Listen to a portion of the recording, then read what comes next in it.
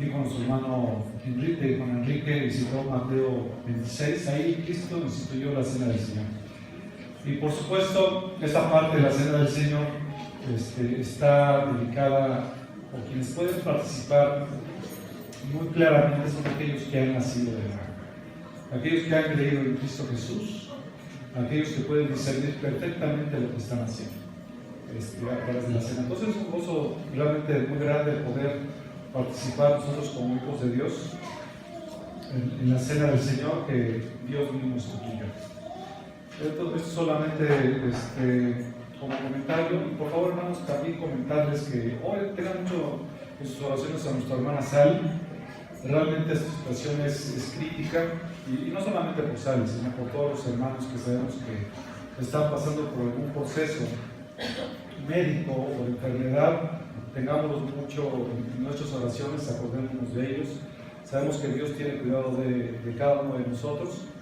Y nuestra responsabilidad es precisamente esa también, ¿no? De orar unos por otros y manifestar el amor de Dios en nuestras vidas. Entonces, no olviden de orar por Sally, por Lolo, ¿quién más está enfermo?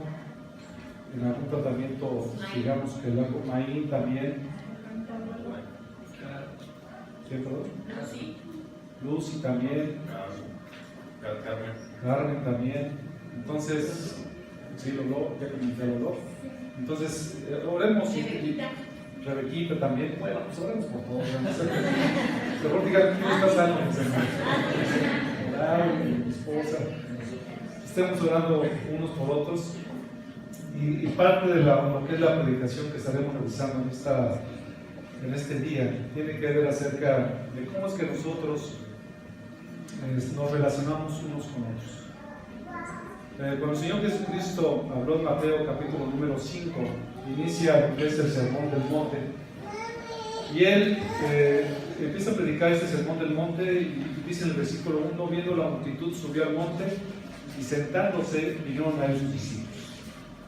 Esta parte del Sermón del Monte es sumamente importante, porque lo que especifica en estos capítulos del 5 al 7 son básicamente 3 puntos importantes. Número 1 es las características del Hijo del Reino. Aquellos que son hijos de Dios, ¿qué características deben de reflejar en sus vidas?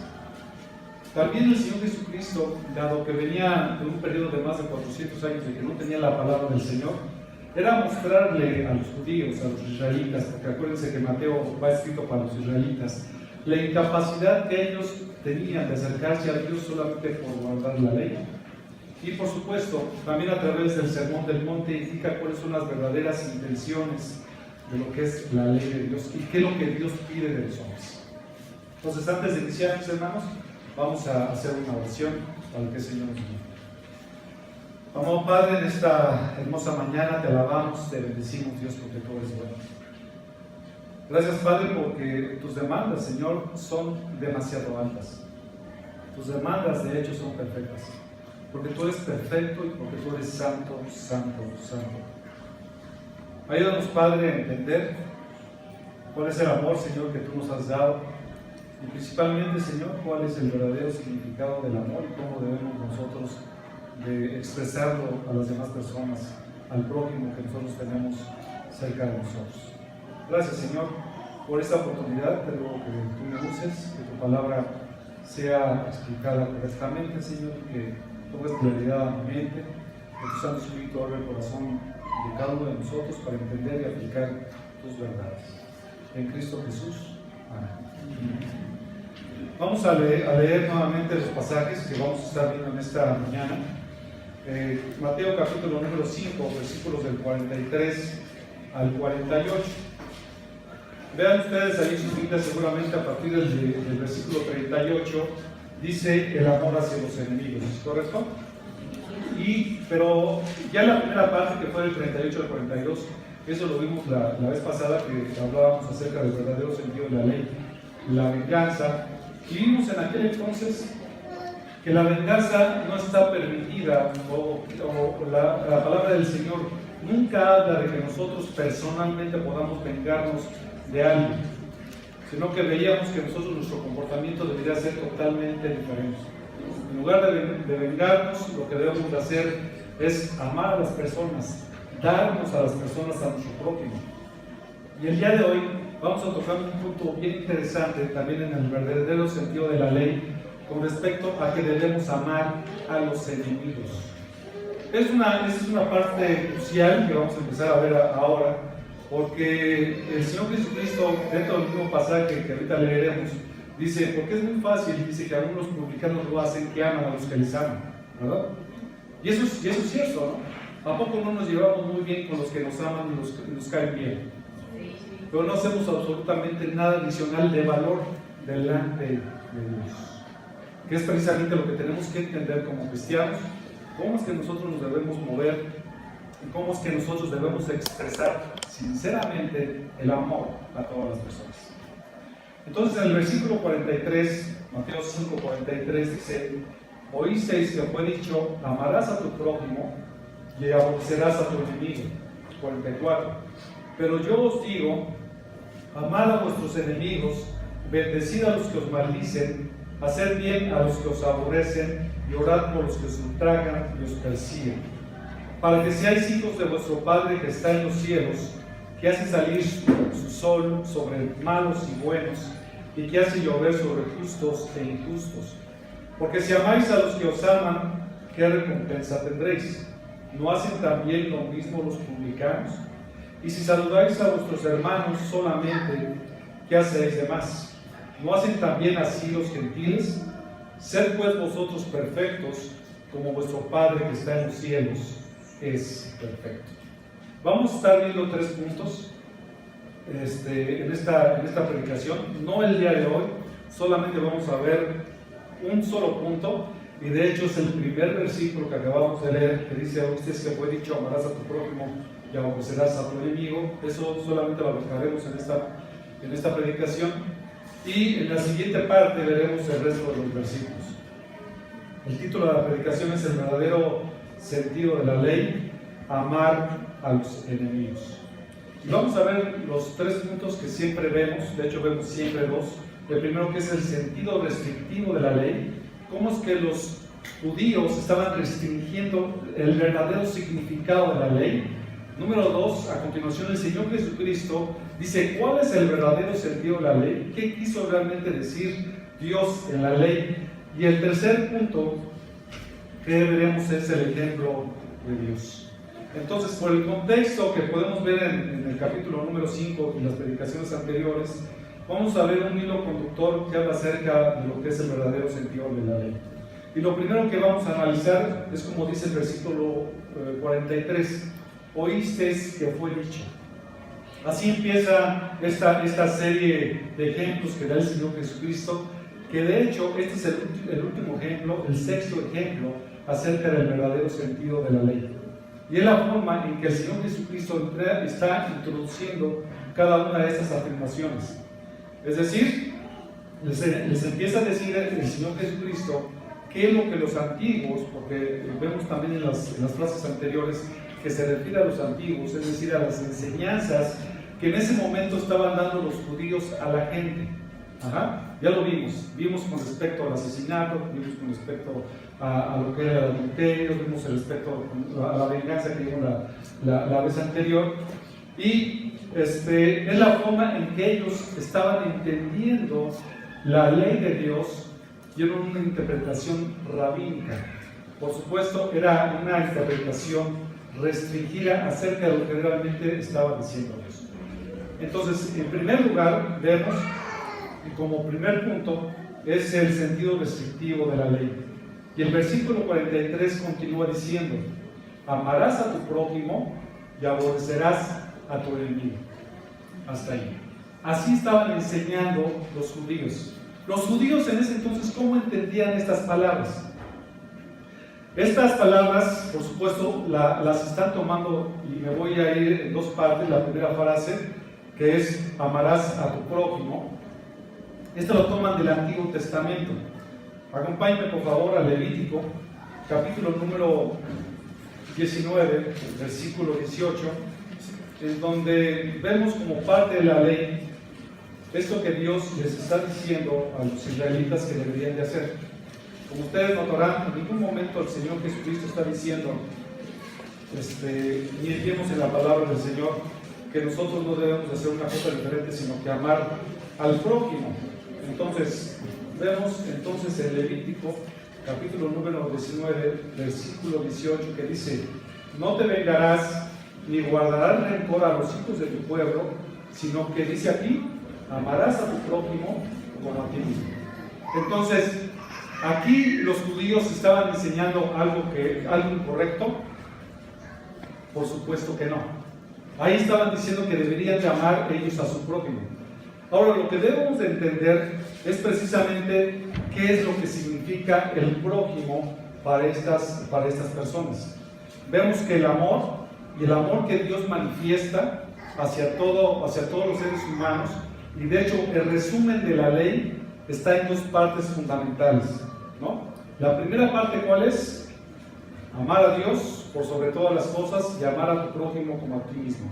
En Deuteronomio capítulo número 6, versículo 5, leemos: y amarás a Jehová tu Dios de todo tu corazón y de toda tu alma y con todas tus fuerzas.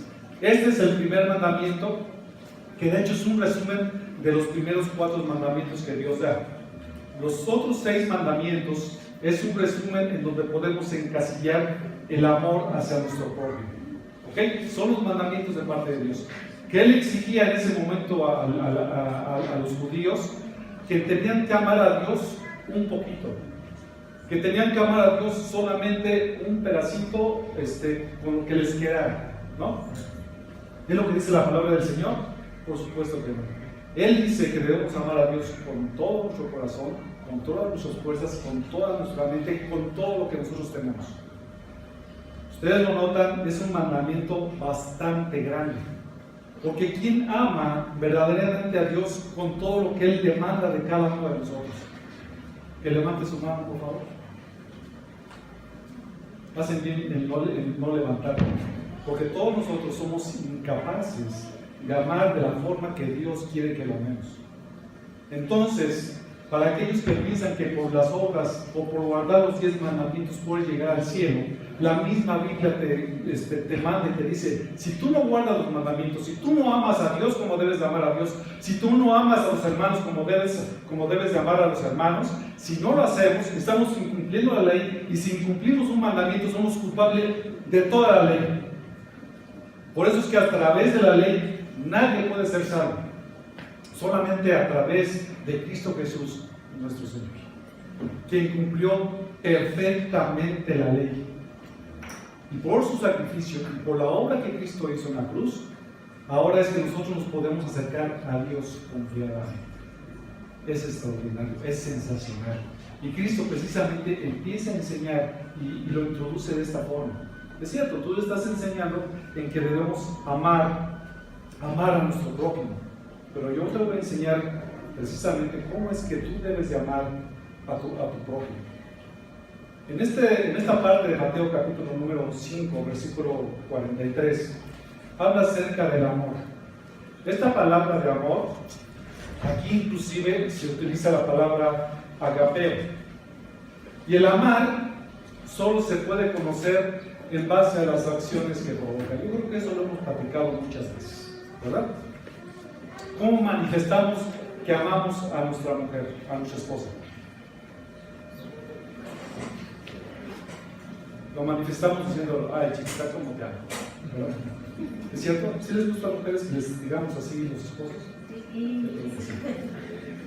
Pero ¿cómo sienten ustedes que las amamos más? Ustedes sienten que las amamos más cuando esas palabras están avaladas por acciones, ¿verdad? Está muy bonito que me digas que me ama, pero ¿cómo me lo demuestras? El amor es un verbo y se tiene que poner en acción, mis hermanos. Entonces, hermanitas, por favor, cuando tu esposo te diga: mi amor, no sabes cuánto te amo. Bueno, a ver, demuéstramelo. A ver qué hacen. Pero no solamente, por supuesto, de la esposa al esposo, sino también de todos, ¿no? Porque dice que debemos de amarnos unos a otros en el amor del Señor. Entonces, el amor precisamente es una de las cosas, o es parte del fruto que manifestamos, o que se puede manifestar a través de lo que la obra de Cristo está haciendo en nuestros corazones. Recuerda 1 Corintios 13 al final, dice que la fe y la esperanza van a pasar, porque veremos a nuestro Dios, pero el amor siempre va a permanecer. Entonces, este amor, el amor de Dios, manifestó a través de enviar a su Hijo Jesucristo a morir por cada uno de nosotros. Lo manifestó a través de acciones, a través de enviar a Cristo Jesús al darnos a su Hijo, como dice 1 de Juan, capítulo número 4, versículo 9, versículo 10. Y este ejercicio que Dios hizo para el ser humano, este ejercicio de voluntad divina, fue una elección deliberada, hecha sin otra causa que aquella que proviene de la naturaleza misma de Dios. Que Él amó, lo que os quiero decir aquí, es que Él amó a Dios sin que nosotros lo mereciéramos. Porque el ser humano no es merecedor de absolutamente nada, porque dice la Escritura que todos somos pecadores. Todos hemos sido vendidos al pecado. Entonces, Dios, lo que ve en nosotros, en aquellas personas que no han sido redimidas, es a una persona pecadora. Entonces, a pesar de eso y de cómo era con nosotros, dice Romanos capítulo número 5, versículo 8, mas Dios muestra su amor para con nosotros en que siendo aún pecadores, Cristo murió por nosotros. Qué gran amor. Es difícil entenderlo. Es difícil para uno poder filtrarlo en nuestra mente y entender cómo es que Dios me amó tanto y Él escogió entre toda la humanidad a ti en lo particular que has creído en Cristo Jesús. Porque no te escogió porque hayas sido muy bueno. Escogió a aquellos que han de ser salvos por su soberanía, porque a Él le plació. Porque ninguno de nosotros merecía el amor de Dios. Lo único que merecíamos, dice la Escritura, era el infierno mismo. Porque como ya vimos, el no cumplir la ley de Dios, eso automáticamente nos lleva a las puertas del infierno. Porque no hay nadie capaz de poder cumplir la ley de Dios y satisfacer los requisitos perfectos de Dios que Él demanda de cada uno de nosotros. Entonces, complacer nuestros propios deseos, ya como cristianos, cambia totalmente lo que nosotros debemos de reflejar. ¿Cómo sabemos que realmente alguien ha nacido de nuevo? Por el amor. ¿Y saben el amor a quién primeramente? Por el amor a Dios. Es impresionante cómo Dios hace un milagro en el corazón humano y entonces antes de conocer a Cristo nosotros no amábamos a Dios, aunque decíamos que amábamos a Dios. Porque la forma en que nosotros manifestamos que amamos a Dios, como dice Juan 14:15, es guardando sus mandamientos. Nosotros si preguntamos, yo pregunto en mi trabajo, y ya les he comentado, esto es bien chistoso, cuando nosotros somos cristianos, estamos dando testimonio en nuestro trabajo, es bien chistoso porque se acerca a la gente y la gente se empieza a portar bien contigo, ¿no? Y es también gracioso de que empiezan a sacar todo lo bueno que según ellos tienen. Pero la forma en que la gente puede manifestar realmente el amor a Dios es cuando se guardan sus mandamientos. Como les comentaba en Juan capítulo número 14, versículo 15, si me amáis, guardad mis mandamientos. Entonces, cuando alguien ha nacido de nuevo, es porque anhela en su corazón realmente guardar los mandamientos de Dios. Antes no nos interesaban las cosas de Dios, pero cuando Cristo viene a nuestras vidas, cambia nuestra mente, cambia nuestro corazón, de hecho nos transforma en nuevas criaturas, y es entonces cuando nosotros podemos amar verdaderamente a Dios. ¿Es correcto? Entonces, pregúntate a ti mismo, ¿realmente ha habido un cambio en tu vida en un momento en especial en que Dios está cambiando tu corazón a que ahora tú ames a Dios verdaderamente? Pero antes que eso, ¿has guardado sus mandamientos o te esfuerzas y anhelas guardar sus mandamientos en cada momento de tu vida? El amor cristiano se debe de ejercitar, ya sea que se ejercite a los hermanos o hacia los hombres en general. No es un impulso que provenga de los sentimientos. El amor que Dios provee es un amor que es independiente de lo que tú sientes. Ajá. No solamente de aquellos que te caen bien, sino que dice la Escritura, y vamos a ver ahorita más adelante, seguramente la próxima vez, es que debemos de amar inclusive a nuestros enemigos. Si tú eres una persona que no ama verdaderamente a tus enemigos, que no ama verdaderamente a tus amigos y a tu prójimo, la Escritura dice que no nos podemos llamar hijos de Dios o aquellas personas que han nacido de amor. Aquel amor cristiano es que busca la oportunidad de hacer el bien a todos. Dice, y mayormente a los de la familia de la fe.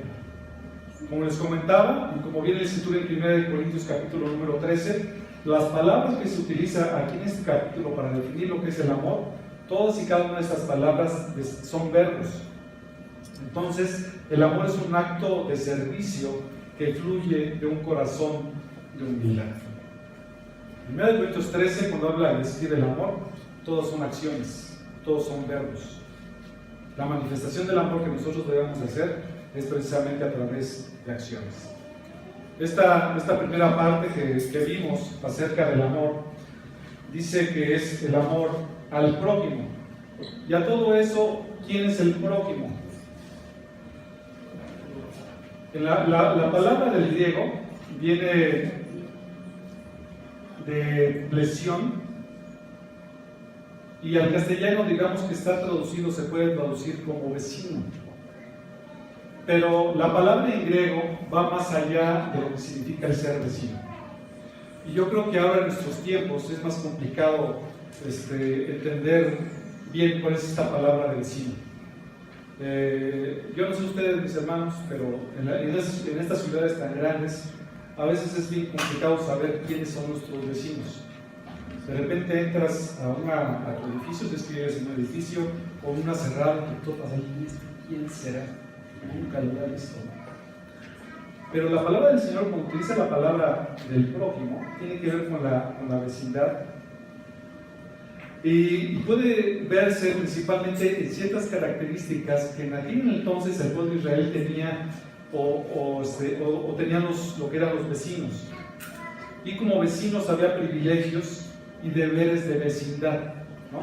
Cada uno de ellos vivían en comunidad y tenían responsabilidades. Hoy por hoy, por ejemplo, yo vivo en una cerrada, por ejemplo, mis hermanos, somos nada más 12 casas. Y a poco toda la gente sabe de acerca de sus responsabilidades con respecto a todos los vecinos. En todos los que vivimos en una cerrada, seguramente hay una persona que es bien pleitista. Hay una persona que nunca paga. Hay una persona que no le interesa absolutamente nada, y también hay vecinos que también colaboran. Cuando en el Antiguo Testamento hablábamos acerca de los vecinos, veíamos que realmente un vecino era de una utilidad muy grande, en primer punto. En Proverbios 27:10, si me acompañan para allá, habla precisamente acerca de lo que es la utilidad de un vecino verdadero. Proverbios 27:10. No dejes a tu amigo, ni al amigo de tu padre, ni vayas a la casa de tu hermano en el día de la aflicción. Mejor es el vecino cerca que el hermano lejos. Qué interesante esto, ¿no? Porque muchas veces los vecinos deberían de ser como que más cercanos, porque hay los tuyos, mis hermanos. Ante alguna situación complicada, ¿a quién podríamos nosotros recurrir más cercano que a una familia? Pues precisamente al vecino. ¿Sabes qué, vecino? Ya se me quemaron los frijoles, ayúdenme a recalentarlos. No es para tanto. Pero cuando tienes realmente un vecino, puedes tener a un gran amigo, que son amigos probados y también son fieles, ¿no? Entonces, esa parte del prójimo también es aplicado a, ¿se acuerdan ustedes de la historia del buen samaritano? Ajá. Todos los que pasaron y no le ayudaron, y el único que le ayudó fue el samaritano. Y Cristo pregunta, ¿quién fue realmente, quién dio por su prójimo? Todos dijeron, pues el samaritano. Entonces, nosotros como vecinos, mis hermanos, debemos de apoyarnos entre vecinos. Eso es importante, ¿no, hermanos? Y a veces nos olvidamos de los vecinos que están alrededor de nosotros. Vamos a tener problemas quizás con algunos vecinos, probablemente, pero nosotros como cristianos debemos de sobrellevar eso y no solamente ser buenos cristianos, sino también ser buenos vecinos. ¿Okay? Yo pongo de ejemplo mucho a Adriana porque Dios le ha dado una capacidad para poder estar en paz con todos los vecinos. Y hay vecinos bien difíciles, hermanos. Lo único que espero, mis hermanos, es que el vecino difícil no seas tú. Los demás vecinos deben de vernos a nosotros a quien recurran ante una necesidad y al que vean, con el que piensen, pues vamos con aquel que es cristiano, porque seguramente nos va a ayudar y nos va a ayudar bien. O sea, esa es la forma en que nosotros debemos de impactar al vecindario en el cual nosotros vivimos. También un vecino tiene que ver con su intimidad y también es de una sinceridad y también santidad, de amar al prójimo como a uno mismo. En el plan del Señor para la iglesia, el pastor MacArthur comenta lo siguiente, y cito: ¿quién es tu prójimo? Aquí esta definición me gustó, mis hermanos, porque dicen, bueno, ¿quién es mi prójimo? Pues es mi vecino, es a lo mejor el que tengo al lado, es mi esposa, ¿no? Pero aquí en esta definición que hace el pastor MacArthur hace algo muy interesante. Dice él: ¿quién es tu prójimo? Todo aquel que tenga una necesidad que usted puede satisfacer. ¿A quién tiene que amar? A todo aquel que tenga una necesidad. ¿Cómo tiene que amarle? Atendiendo a sus necesidades, aun cuando no se sienta emocionalmente vinculado o atraído hacia esa persona. Que fue el vecino que te cae súper mal, pues hay que ayudarle y ayudarle bien. Entonces, ¿quién es nuestro prójimo? Es toda aquella persona que tenga una necesidad, o a quién debemos de ayudar como un prójimo, a toda aquella persona que tenga una necesidad y que nosotros podemos satisfacer. Esa es la idea. Y para eso, mis hermanos, se requiere humildad. Para eso, mis hermanos, se requiere tener un concepto correcto acerca de quiénes somos y por qué estamos aquí en la tierra. En Juan capítulo número 13, este capítulo de Juan capítulo número 13 es bien interesante, porque es el capítulo que narra cuando Cristo le lava los pies a sus discípulos. El contexto de Juan capítulo número 13, por supuesto, tiene que ver con ya antes de que Él sea sacrificado. Pero algo que estaba sucediendo entre los discípulos, si nosotros nos vamos a Lucas 22, 24, Lucas 22, 24, espero que no se me hayan ido a Juan 13, y si se fueron a Juan 13, se van a Lucas, mis hermanos. Lucas 22, 24. Y lo que ellos estaban discutiendo en esa reunión, dice, hubo también entre ellos una disputa sobre quién de ellos sería el mayor. Es lo que estaban discutiendo. A ver quién es el mayor entre nosotros. Cuando se estaba dando precisamente esta situación en Juan capítulo número 13. ¿Ustedes creen que si ellos estaban pensando quién era el mayor, iba a lavar los pies de alguien? No. Entonces, quien normalmente lavaba los pies era el sirviente de la más baja jerarquía en la casa. Y Cristo, ¿qué fue lo que hizo? Se puso como el sirviente de la más baja jerarquía para lavarle los pies a los discípulos. ¿Por qué? Porque iban a comer. Y el comer, mis hermanos, no era una mesa como las que tenemos ahorita que nos sentamos bien a gusto. Ellos se tenían que reclinar, se tenían que estirar, y muchas veces los pies, la distancia que había entre los pies y la cabeza de la persona que estaba a un lado era como de 20 centímetros. ¿Habría que lavarle los pies? Sí. Porque sí, mis hermanos. Entonces era una práctica común. Entonces Cristo lo que hizo, siendo el creador de los cielos y de la tierra, tomó su agua y le lavó los pies a todos. ¿Sí? ¿No? Entonces es lo que nosotros debemos de hacer. Debemos de satisfacer las necesidades de otras personas espontánea y voluntariamente. Si ves que alguien tiene necesidad, atendámoslo, mis hermanos. Ajá. No hagamos que vemos que alguien tiene una necesidad y le damos la vuelta a ver si alguien nos ayuda. No, debemos nosotros activarnos y espontáneamente y voluntariamente atender la necesidad de esa persona que nos socorre. Las enseñanzas de los judíos afirmaban que el prójimo no es como se los acabo de decir. Para los judíos, el prójimo eran solamente aquellos que eran judíos. Así era como ellos lo enseñaban. Ellos enseñaban que deberían aborrecer precisamente a sus enemigos o al prójimo. El único prójimo eran los hermanos, bueno, sí, algunos sí eran hermanos, ¿no? Ahí en la sinagoga. Los únicos que eran prójimos eran los judíos. Ya todos los demás eran desechados. Inclusive a los gentiles y a los recaudadores de impuestos, muchas veces se referían a ellos como perros. ¿Okay? Aquí Cristo, por supuesto, después les va a dar una enseñanza bien interesante acerca de quién es el prójimo, y no solamente el prójimo, sino que debemos llamar inclusive a nuestros hermanos. La segunda parte, mis hermanos, regresando a Juan, capítulo número 5,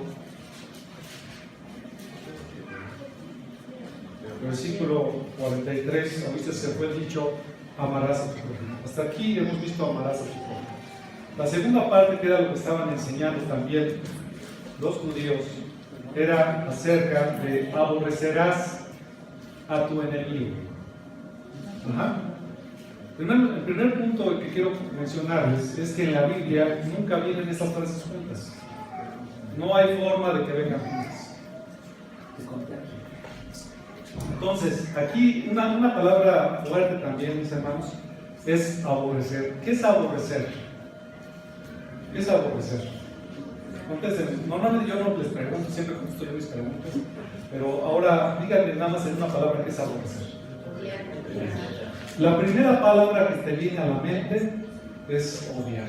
O sea, yo aborrezco a alguien, es que ¿cómo te aborrezco? Es que si este yo odio un poco. Pero la palabra en griego es muy interesante porque no solamente la define como una acción de odiar, sino también aborrecemos cuando despreciamos, cuando descuidamos y también cuando desatendemos algo o alguien. Ajá. Cuando no atendemos las instrucciones de nuestros padres, por ejemplo para los jóvenes, implícitamente lo estamos aborreciendo.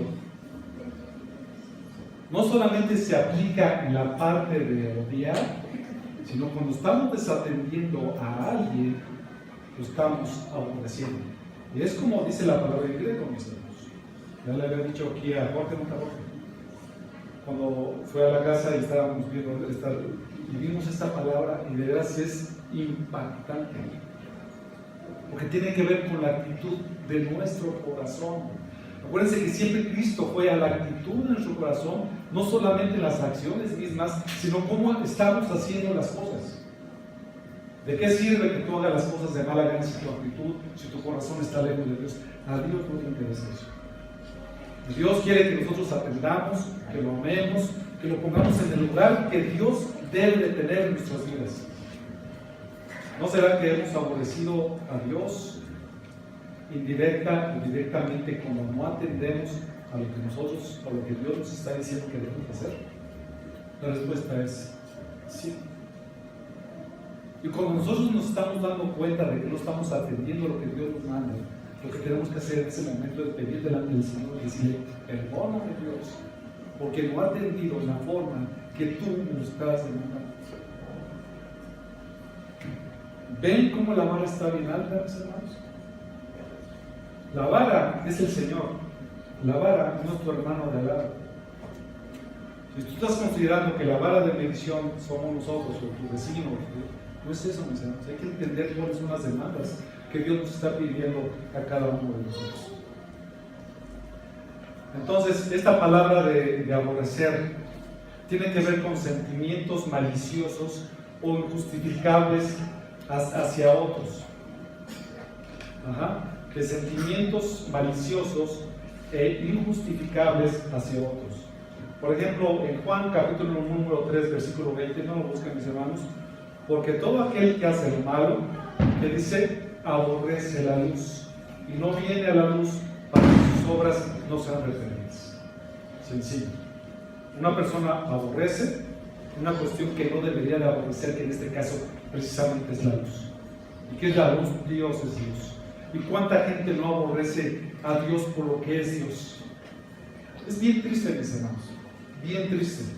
Siendo Estados Unidos una nación que fue fundada sobre la palabra del Señor, no sé si ustedes lo sepan, algunos de ustedes lo saben, fue escogido nuestro hijo Samuel para dar algunas palabras a todos los becados en este año. Y Samuel hizo un escrito, ¿no?, de agradecimiento. Y por supuesto Samuel agregó algunas palabras de agradecimiento a Dios. Alguien le revisó ese documento. ¿Qué creen que hizo? Borró todo eso.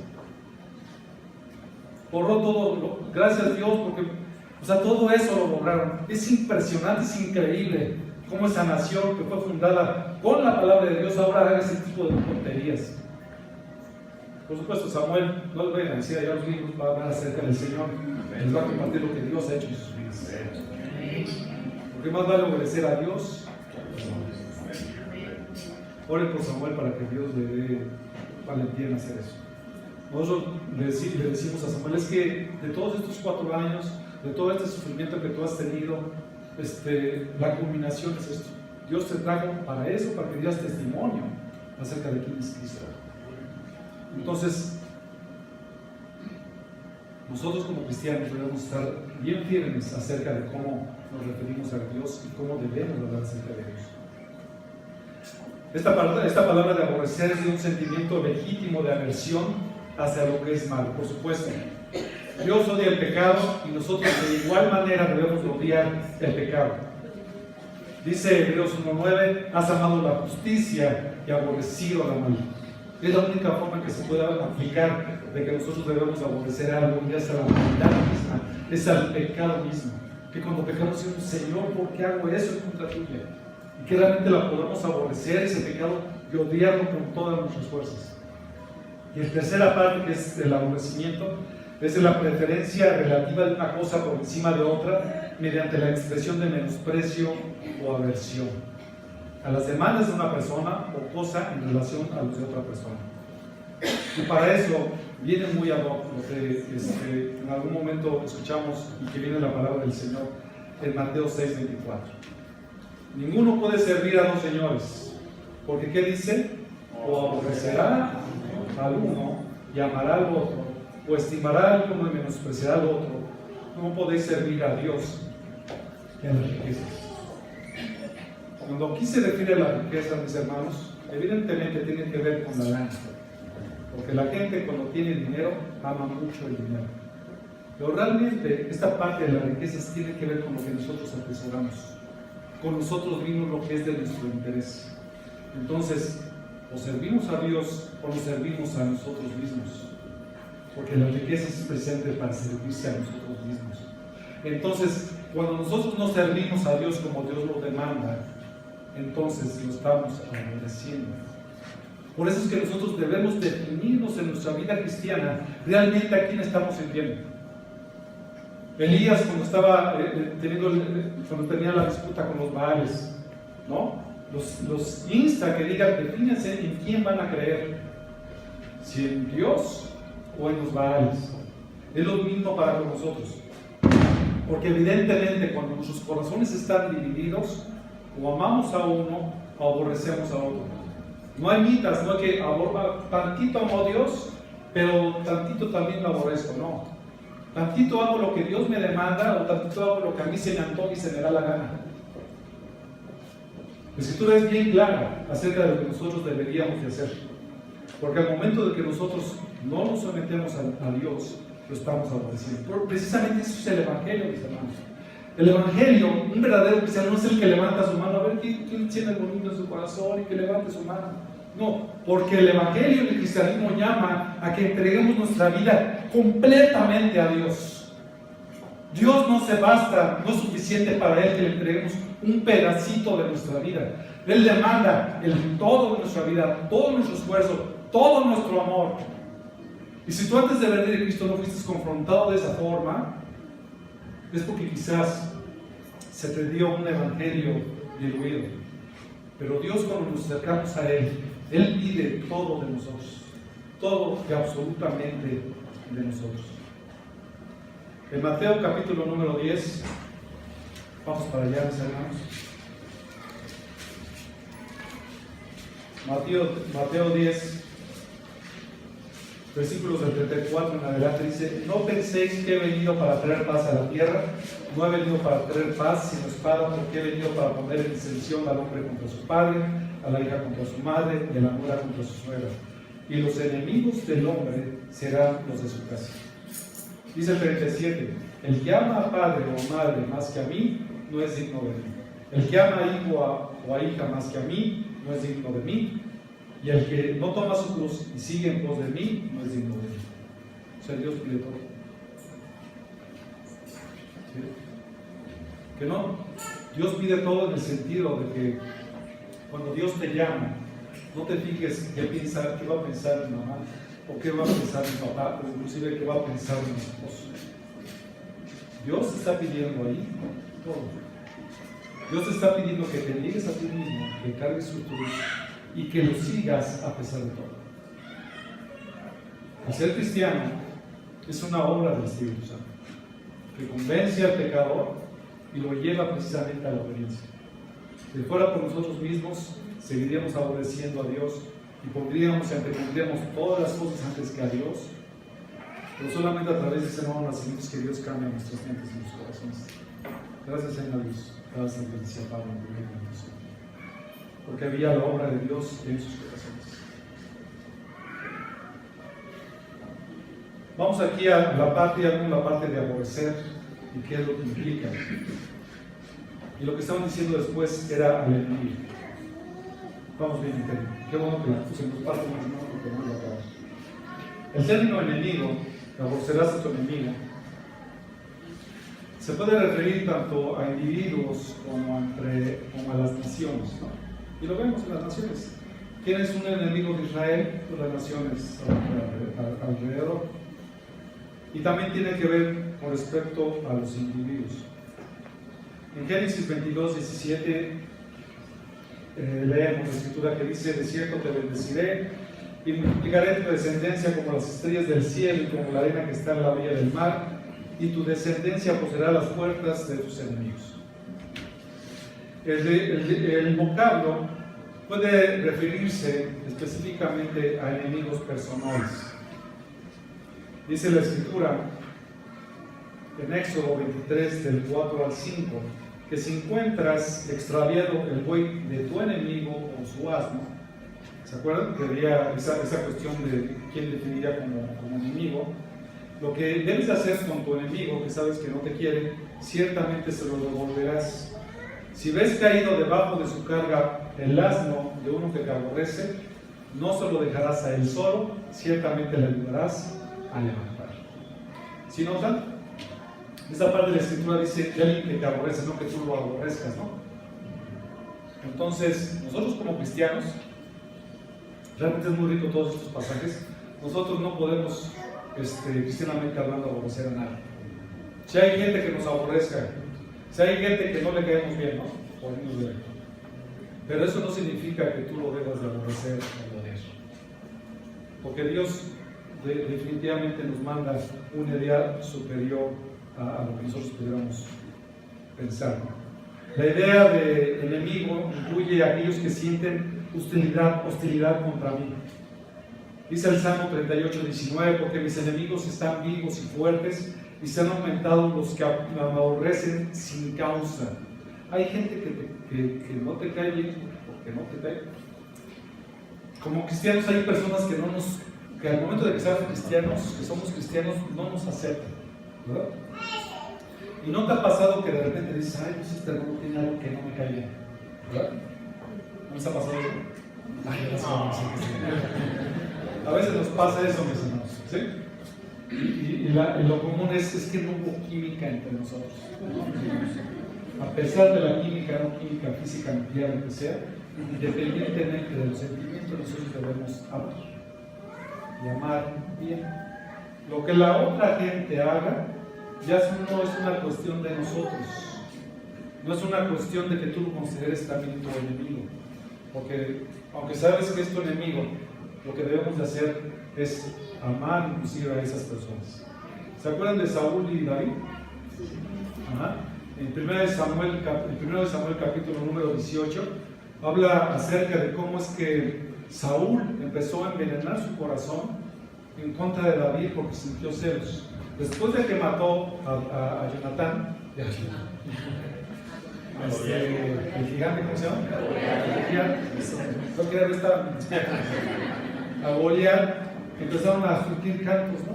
Que decían: Saúl mató a sus miles y David a sus 10,000. ¿Qué pasó? Como que 10,000 a él y a mí nada más miles. Eso no lo puedo tolerar. Al rato lo que va a querer es el reino, y empezó a sentir celos en contra de él.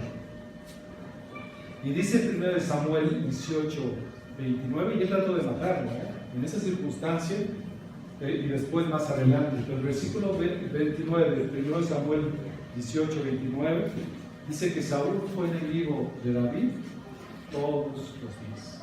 Y así fue hasta el final de los días. ¿David hizo algo para que Saúl lo odiara? No, simplemente por envidia y simplemente porque Saúl lo quería destruir. Interesante. Algo importante donde vemos el corazón de David, que era conforme al corazón de Dios, es que él nunca ni siquiera habló mal de Saúl. ¿Tuvo la oportunidad de matar a Saúl? Sí, más de más. Sin embargo, él amó. Dice: líbreme, Señor, de hacer algo en contra del ungido de Jehová. Era un temor muy grande con respecto a eso. Israel tenía enemigos. En ese momento, cuando estaba Cristo, por supuesto, vaya que tenía enemigos, y más enemigo que el Imperio Romano. La enseñanza de aborrecer enemigos seguramente incluía el sistema, el gobierno, las personas mismas, los samaritanos, los recaudadores de impuestos. Y era así como estaban enseñando todos los judíos, que debían de aborrecer, debían de odiar, debían de desestimar a todos sus enemigos. Entonces, como les había comentado, solamente los judíos eran los únicos que podían amar, los judíos a los judíos mismos, y los demás deberían de considerarlos como extraños y como enemigos. Y su derecho y su deber que tenían ellos como judíos era odiar ese tipo de personas. Y la gente que no era judía y que vivía cerca de ellos lo sabía. Después ustedes chequen Mateo capítulo número 15, versículos del 26 al 27, donde habla acerca de algunos perrillos. Con una mujer que no era judía se acercó al Señor. El Señor inicialmente les predicó el Evangelio, y ella entendió cuál era el mensaje y dijo: permite yo también que crea. Y ella menciona la palabra de perrillos, porque sabían que esa palabra era algo que era muy común en aquel entonces. Había este terrible muro de separación que dividía al mundo. Por entonces, ¿de dónde sacaron esta frase de los judíos? Lo que sí encontramos en el Antiguo Testamento son muchas afirmaciones que pueden haber alentado a la gente a odiar a sus enemigos. Pongan atención aquí, eso es muy interesante. En el Antiguo Testamento, por ejemplo, en Deuteronomio capítulo número 7, versículo 12, vamos para allá, mis hermanos. Deuteronomio capítulo número 7.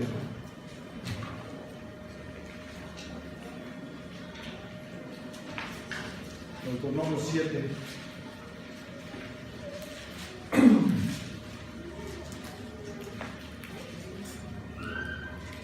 Versículo 2, la palabra del Señor dice: Jehová tu Dios los haya entregado delante de ti, las hayas derrotado, las destruirás del todo, no harás con ellas alianza, ni tendrás de ellas misericordia. Aquí Dios estaba mandado directamente a que destruyera algunas naciones. ¿Ok? En el versículo número 24, noten: Él entregará sus reyes en tu mano y tú destruirás el nombre de ellos de debajo del cielo, nadie te hará frente hasta que los destruyas. Dice: destruirás el nombre de ellos de debajo del cielo. Estaba mandando ahí el Señor a que se destruyeran estas naciones. ¿Se acuerdan de los amonitas, de los moabitas y los madianitas? Exactamente era un mandato específico de Dios en Deuteronomio capítulo 23, versículos del 3 al 6. No vamos a ir en cuestiones de tiempo, pero eso es un ejemplo de cómo Dios estaba instruyendo al pueblo de Israel que cuando fueran a conquistar esas tierras debían de destruir absolutamente a todos los moradores. ¿Se acuerdan también de los amalecitas? se le había puesto al pueblo de Israel, y también le había mandado Dios que destruyeran y no dejaran ninguna amalecita, y que Saúl, cuando fue, le hizo pelea contra los amalecitas, dejó vivo al rey, y desobedeció el mandato de parte del Señor. Ahí Dios también le había ordenado que matara todo y que dejara absolutamente nada sin vida, con vida, tanto niños de pecho como niños, animales, todo que lo destruyera. Y no solamente esa era parte de la ley de Dios, que si alguien mataba a otro, el pariente del difunto podía matar al homicida. Si podía atraparlo antes de que entrara en una de las ciudades de refugio, lo que comentaba nuestro pastor en la mañana. Había de repente la posibilidad de que alguien estuviera cortando un árbol, si sabe lo que es la parte del hierro del mango, le pegan la cabezota a alguien y lo matan, ¿no? Y había ciudades de refugio porque no lo hizo intencionalmente para que él se refugiara y que el que demandara de su sangre no lo encontrara y lo matara. Esa era parte de la ley. Entonces encontramos aquí, mis hermanos, y tú podrías pensar, también tenemos la parte de los salmos imprecatorios en donde David pide venganza en contra de sus enemigos. En esta parte quizás encontramos el por qué los judíos estaban diciendo aborrecerás a tu enemigo. Pero ¿cómo podemos resolver esta dificultad en que te dice ama y da instrucciones al pueblo de Israel que destruya? Y la dificultad solamente hay una manera de hacerlo, y es considerar que todas esas órdenes, incluyendo los salmos imprecatorios, eran instrucciones y órdenes que son del tipo judicial.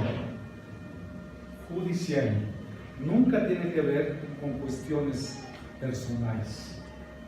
Y esto hace sentido con lo que predicamos la vez pasada acerca del ojo por ojo, diente por diente, la ley del talón. Una cuestión judicial, ¿quiénes son los que son capacitados para instruir o para hacer cumplir la ley en un país? Precisamente las leyes.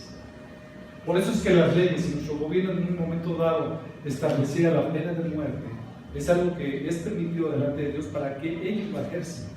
Pero nosotros, en lo personal, no somos dirigidos a odiar absolutamente a nadie. No somos dirigidos a vengarnos absolutamente de nadie. Por el contrario, somos dirigidos de parte del Señor, como personas, a amar inclusive a nuestros enemigos. La parte de la venganza le corresponde a los gobiernos. De parte de lo que la gente nos pueda hacer nosotros como cristianos, no depende de nosotros el vengarnos. Eso, delante de quién está y quién va a cobrar venganza por nosotros. Wow. La venganza de Dios sobre aquellos que nos atacan, sobre aquellos que nos aborrecen, no se compara a lo que nosotros pudiéramos hacer. Más bien, por eso Dios nos manda a que nosotros debemos de amar a nuestros enemigos. Que a pesar de lo que nos hagan, debemos amarlos, debemos orar por ellos, debemos de buscar estar a cuentas con ellos.